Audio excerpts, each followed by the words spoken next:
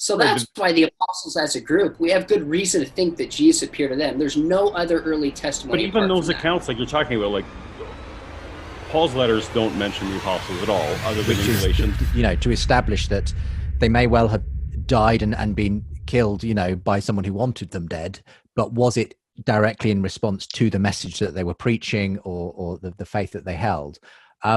I mean, at this point, I feel like we should at least mention a 2 or 3, let's say, of the specific examples you bring up in the book, Sean, and probably to lay out the fact that you don't see all of the stories that are out there as having equal validity and weight in terms of their historical credibility either. Okay, so here's something important to keep in mind. For my case, it doesn't even matter that any of them died actually as martyrs, however we define a martyr. I had this conversation with William Lane Craig, and he agreed with me and said, we don't have to prove any of them died as martyrs, whether it's your definition or whether it's mine. Now, if we can show that some did, and I think we have good reason to believe, it strengthens our case, but that's not germane to the larger point that I am making. Now, the scholarship is by evangelicals that I cited, but the scholarship goes far beyond that. If you look in the chapters on persecution, I'm citing a range of different scholars talking about what persecution is, not just evangelical scholars that are here. So my point is saying you've got an overly restrictive definition of a martyr that is not popularly accepted on issues of martyrdom today or in academia. Now, with that said, we can start talking about the particular apostles and see if we have good reason to believe that they died. See if we have good reason to believe that they suffered. That's great. But what we plug into this equation, if we start with your criteria, which again, I don't think are accepted, scholarly or popular, we're going to get a very different response than if we start with a criteria that's more generally accepted among scholars and lay people about what a martyr actually is. And of course, this is where we differ. Like you went to, well, all these other scholars talk about persecution. Well, I accept obviously that, lots of people were persecuted. What I'm most interested in, and because I care about, and I think you care most, how does this relate to the resurrection? And if we are saying that their sincerity is the guarantee of the resurrection, then it matters greatly which ones, how many of them were there, and not were they eyewitnesses. And so when we brush aside point number 1 is, whether they claim to be eyewitnesses, that's actually the part I really care the most about, because how many people are we talking about here? And can we, if there's only a couple, if there's only, a handful or ones we can count on our thumbs, then we no longer even have to explain when it comes to naturalistic explanations, group experiences, because we're talking about only a couple of people who are really sincere. And that's a whole different story than 12 were really sincere. I think you would agree with that. So here's what I would argue. You can't move from the sincerity of the apostles to the truth of the resurrection. I've never said that. I make it very clear in my book. In fact, at the very opening pages, that the apostles' willingness to suffer and die doesn't prove the resurrection in particular or Christianity in general. All it does is it's one piece within a larger resurrection argument that shows they sincerely believed they had seen the risen Jesus and were willing to put their lives on the line for such a belief. So it counters the idea that they invented this story, that they made it up, they're lying, that it's a conspiracy to get some kind of gain out of it. That's my only point. But if we go to, okay, so we so that everyone who was a witness and everyone who was preaching, everyone who claimed to be an eyewitness was very sincere, which is actually, I can kind of get there. You kind of got me there, that everyone who was the eyewitness was sincere. The question is in the they in that sentence. And sometimes people plug in apostles and sometimes people plug in the 12 or the disciples in different various words. But it seems to me what we're talking about is a handful of people. It seems like, and possibly only 2 people. And when you get that far, then the number of people who can be sincere about it, but also be wrong, is what really shook me. I with you, I kind of had to throw away the death guaranteed the resurrection, and I applaud you for challenging Christians to not overstate their evidence. And I like to challenge people on my side also not to overstate their evidence. But now what compelled me about this whole topic was maybe only Peter and maybe only Paul actually said that they believed it based on this kind of evidence. Okay, so here's where I would push back, and I think this is where we might unpack some differences, is the only way to do history and know if somebody was a witness of something is not for them to directly say, I saw this personally in the way Paul does and maybe Peter does. We have a range of early sources of different genres, of different books, of different times, consistently saying from 5 years after the resurrection, all the way through into the 2nd, 3rd centuries, the only time we see a different narrative, that the apostles, including Peter and Paul and James, saw the risen Jesus. So if we're only going to accept a claim that we have in somebody's own words saying, I saw A, B, or C, we're going to toss out a ton of stuff that we know about history. Now, you and I agree we have that for Paul and maybe for Peter. I think it goes beyond that. In the consistent testimony in Acts, in Luke, in the other apostles, in the writings of Paul, in the early church fathers, that Jesus appeared to the apostles, and then that's the heart of the Christian kerygma, the belief, from the very beginning. There is no Christian faith apart from the earliest proclamation that Jesus died, buried, rose, and appeared to the apostles, and some of them are explicitly named. So I think you're taking a more critical response than most scholars would, determining what we can assess and know historically speaking. And that's why I'm pulling it back, saying, no, we have more confidence than just Peter and Paul in terms of these appearance stories. Thus, their willingness to suffer and die minimally shows they didn't make it up. They're not lying. They're not inventing this. Even if we grant that some apostles were killed, that doesn't prove the resurrection. It proves they believed something. That's it.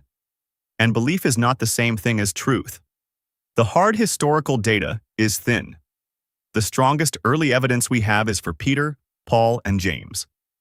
The detailed stories about the others come decades later in 2nd century texts that most scholars consider legendary.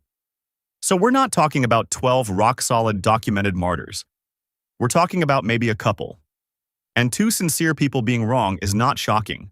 It happens constantly. Studies show a huge percentage of grieving people report vivid experiences of seeing or hearing loved ones who died. The brain can generate powerful Sean, visions. Paul was saying essentially, yeah, but just how many of the accounts can we actually trust? He brought up the fact that he's got some doubts about the historicity of Luke Acts. We don't really know who the writer is, where the sources were coming from. We may have literally only maybe 2, maybe 3 at most credible sources of people who claim they were eyewitnesses of Jesus' resurrection. And then, of course, we're going to have to debate what actually happened to them as well at some point in the program. So but we're still here on the first stage of asking, well, were there credible eyewitnesses to the resurrection that did potentially get martyred? So where do you want to go with this, Sean? So let me look at this in a couple of different directions. And each of these we could spend extensive time unpacking. But I think when we look at Acts, I'm not willing to set it aside in the same manner that Paul is. I don't think most scholars are either. In fact, Edward Meyer, who is arguably the 20th century's most renowned Greco-Roman scholar of antiquity, he said, quote, in spite of its more restricted content, Acts bears the same character of the greatest historians of A. Polybius, A. Livy, and many others. When we look at Luke and we look at Acts, we compare it to what we know with Josephus and independently with the writings of Paul, we see a remarkable matchup between them. Now, there's differences on a smaller scale, but we see a remarkable matchup on the bigger picture of it, which is pretty good confirmation. I mean, a significant amount of Acts scholars would say this is at least minimally a historical monograph telling us the historical reconstruction of the early church. Even Bart Ehrman would agree with that. So willing to set that aside, there's a very good case, and I could listen to dozens of names of people and places and cities that Luke got precisely correct. The flip side of that, that's only one source. in Gary Habermas's research, he's shown that the vast majority of scholars agree that the disciples believed they had appearances of the risen Jesus. This is I forget his number, 95% plus. And this isn't just an appeal to scholars, it's an appeal to the evidence and appeal to the scholars, that the disciples all believed they had seen the risen Jesus. Now, that doesn't mean they all believed that he had risen. Some would say hallucinations, etc. We could talk about that. But the scholarly consensus is that the disciples believed that they had appearances of the risen Jesus. And there's a reason for this. It's because the appearance claims are early and they're multiply attested. So they're early, for example, in 1 Corinthians chapter 15, which I heard in one of your discussions, Paul, you can see it is probably 5 years from the time itself of, say, the death of Jesus. 5-year window, we have this creed that Paul says Jesus died, was buried, appeared to me, appeared to James, appeared to 12, and appeared to 500. The earliest record we have has the resurrection at the heart of it, and the claim that Jesus appeared to James in particular. Paul says he appeared to him. He appears distinctly to Peter, and he lists the rest of the apostles.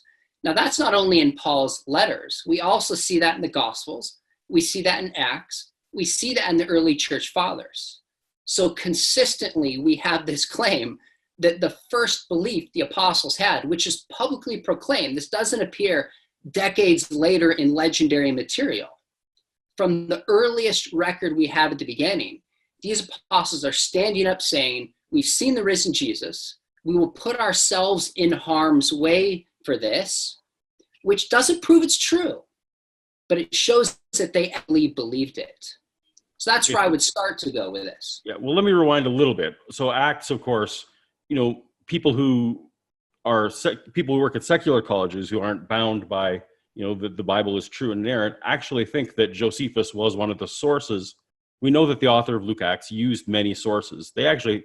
Most of them think that Josephus was one of the sources that he used in his book. So it doesn't surprise anyone that Josephus occasionally lines up with Luke when we feel that that's one of the sources that he used.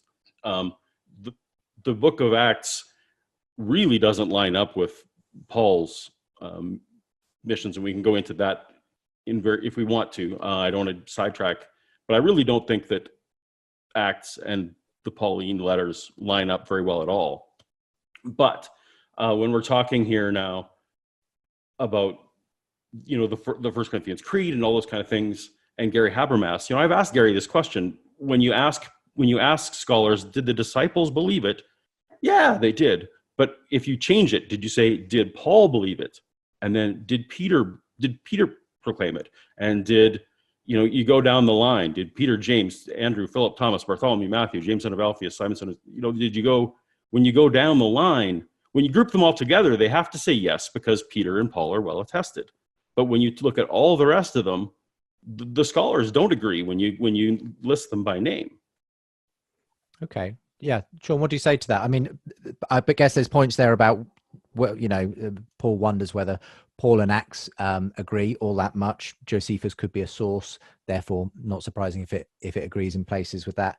But I think the main point that Paul has here is, okay, you can talk about well attested with a couple of names, but the rest, there's basically silence on as to what they did or didn't witness, and indeed the nature of their deaths, I suppose, in the end as well, which I feel we should get to at some point in the discussion. But yeah, very quick.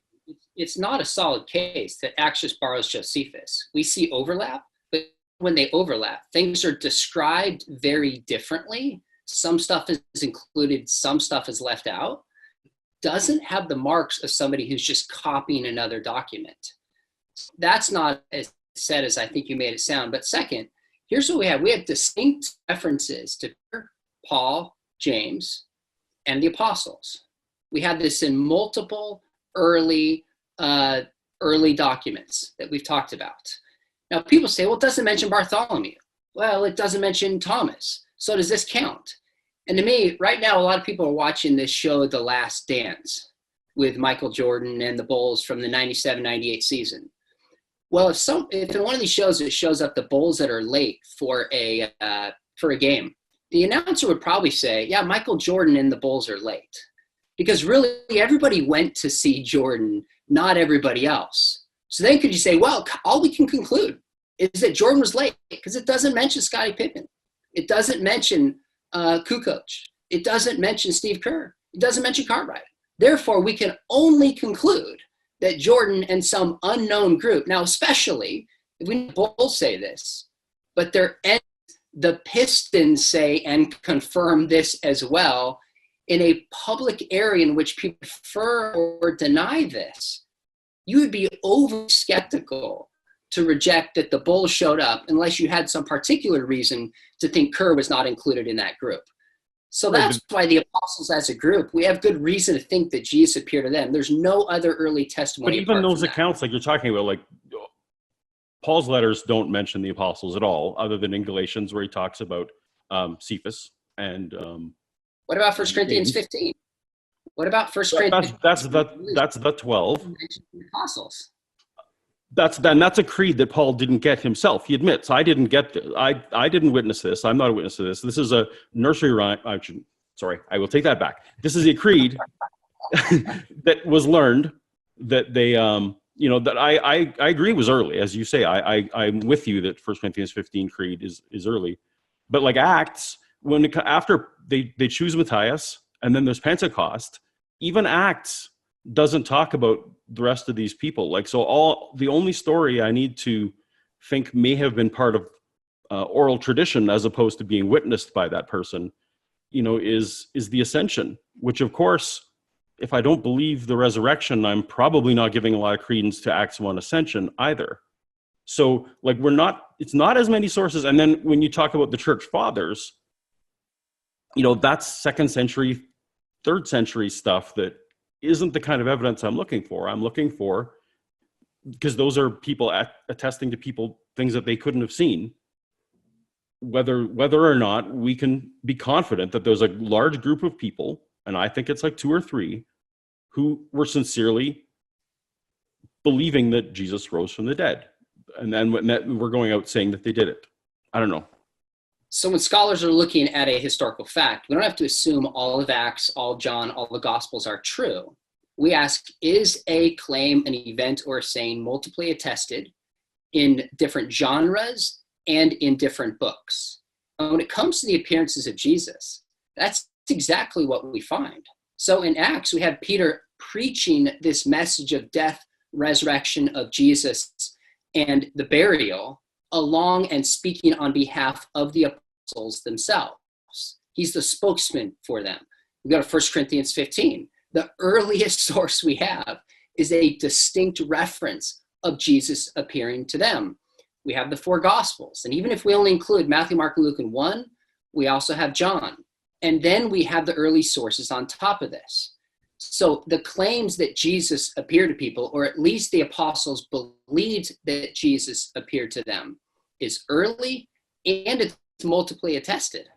That's why the vast majority of scholars will conclude that they at least had experiences that they believed were of the risen Jesus.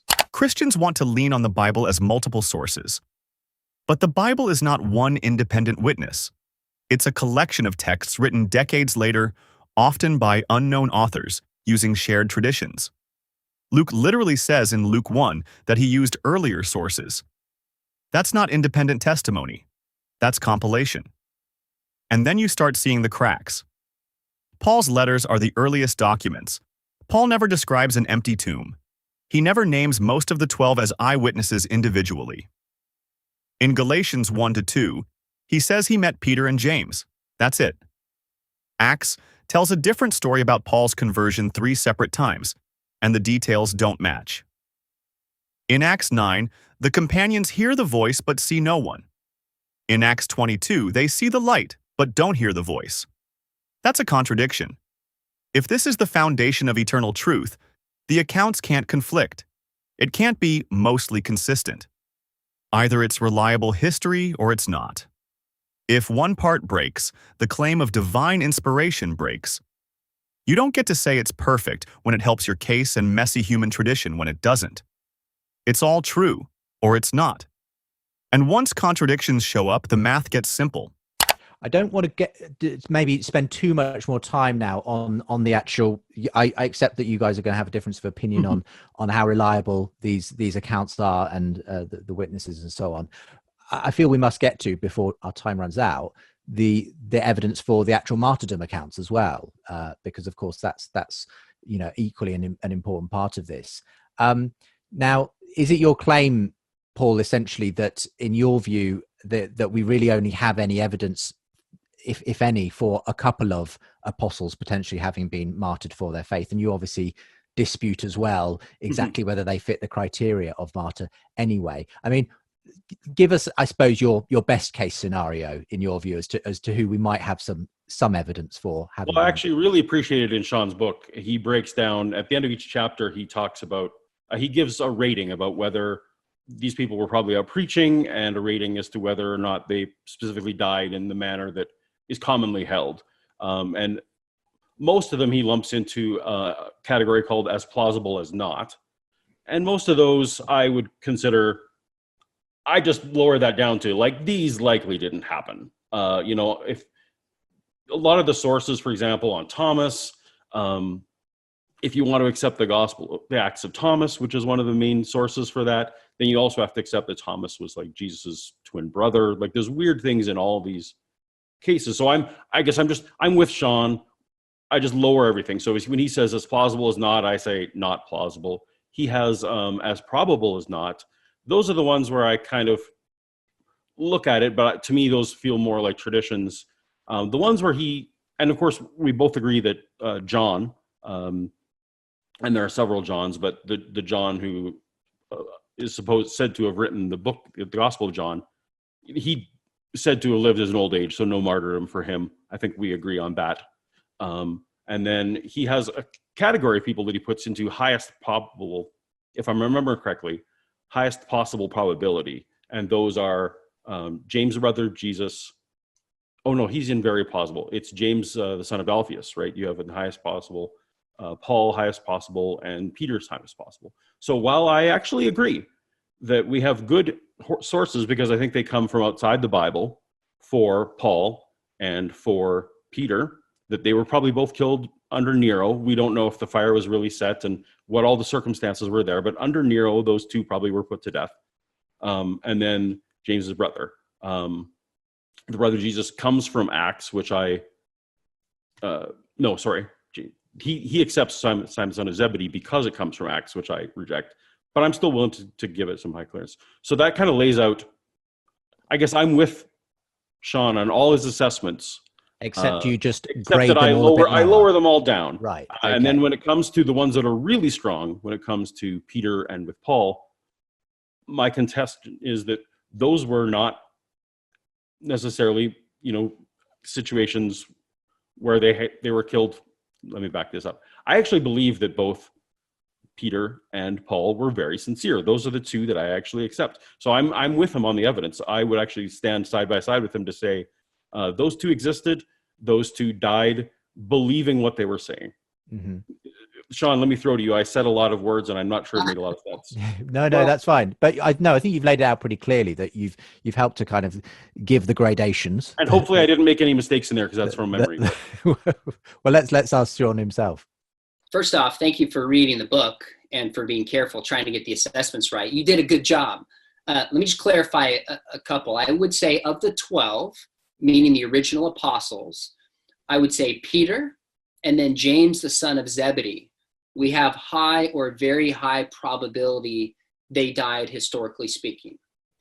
In the group that I studied, but outside the 12, I would include James, not the son of Alphaeus, but James, the brother of Jesus, and Paul in the highest level of probability.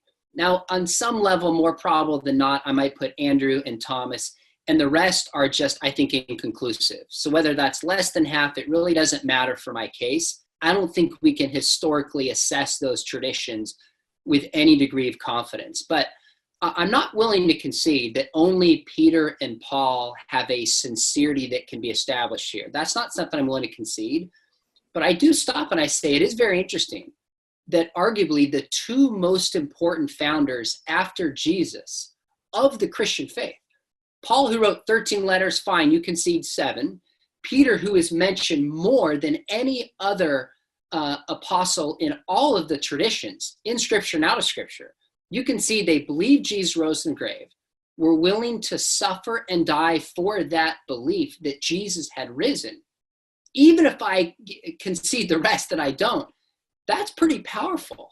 That two of the most important figures are willing to go to the grave because they really believe Jesus had them. But that's actually the heart of my naturalistic explanation for this whole thing, is that we have two people who, for whatever reason, came to believe this, and deciding that Peter early on and Paul later on, after he was persecuting people and probably felt really guilty about that. And Paul very much describes what he saw as a vision, and depending on whether the Acts accounts or people saw things or didn't see things, in my hypothesis, what it came down to is we really can be confident about two guys. They're the ones who are prominent. And if they were sincere, which I've now come to believe those two were probably sincere, then we don't really have to go into crazy explanations about group hallucinations or group appearances and all those kind of things. Those don't have to come into play anymore. We just have to explain how two people came to sincerely believe something. Okay, so your naturalistic hypothesis, we should come back on some time and discuss your legendary hypothesis. I watched your video. I thought it was interesting. Okay. So minimally, I'm saying, fine, we have two people who really believe they saw Jesus, two of the key spokespeople for the Christian faith, who proclaim, teach theology, write books in the Scripture. That's pretty significant as it is. One that traveled with Jesus during his life, part of the 12, one that was outside the 12, who was persecuting. So they're coming from very two different places. Both think this is so true. They lay their lives on the line and are not lying about it. So that's significant.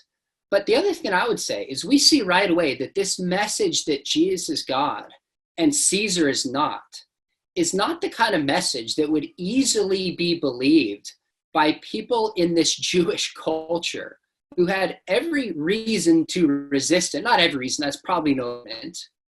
Believing it would put them at odds with not only the Roman culture, but put them at odds with, say, men of religion at the time.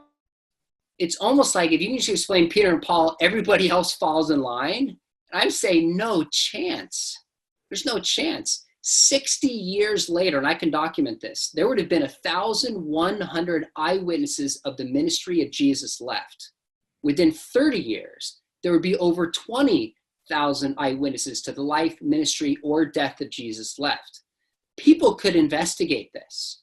So to explain away the beginning of the church, you've still got the writings of John, you've still got the writings of James, you've still got so many other testimonies here that even conceding Peter and Paul wouldn't give us close to explaining the origin and explosion of this church. A few things. One, I actually want to step back and just let everyone sink in that I think you agree that evangelicals, it's probably a bad thing to do to overstate all those cases that you gave on the band, right? Like it creates people like me when you set an expectation that we know the grisly deaths and that, and that we can hang our hat on those. That's probably not something Christians should do. No, I've never done that. Yeah, I know you haven't, but people in my life have. Christians should do that. Yeah. 100% that's agreement with us. Yes. So I didn't want to let that slide by without, sort of getting that on thought, on record. I guess where you and I differ is in terms of the plausibility of whether a legend can grow. I mean, all the time we see, religion after religion you presumably don't think are true. They grow, even though they're not based on facts and they're based on things that theoretically could be checked. This whole, like the 500, some of whom are probably still alive, and I don't know if that was written in the 30s or the 50s, that particular fragment of the sentence. I still don't understand how someone's supposed to go to Jerusalem and say, go check out that there's 500 unnamed people who witnessed the thing 20 years ago.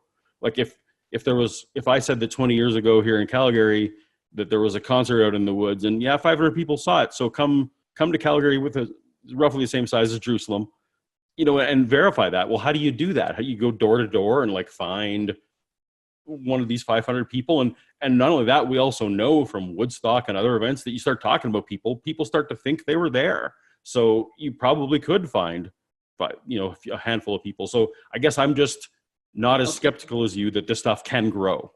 Even if I grant Peter and Paul were sincere, that doesn't fix the internal problems.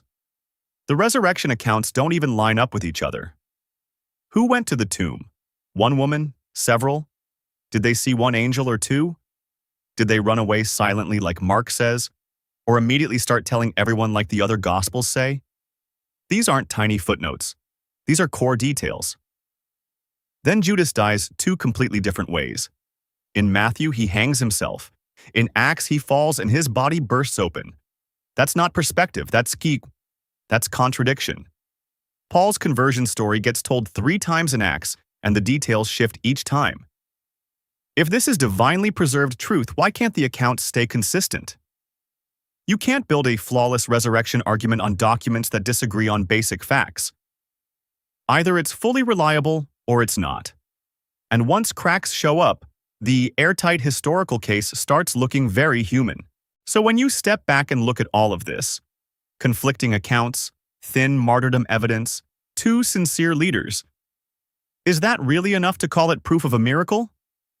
Does dying for a belief make it true? Or does it just mean someone believed it deeply?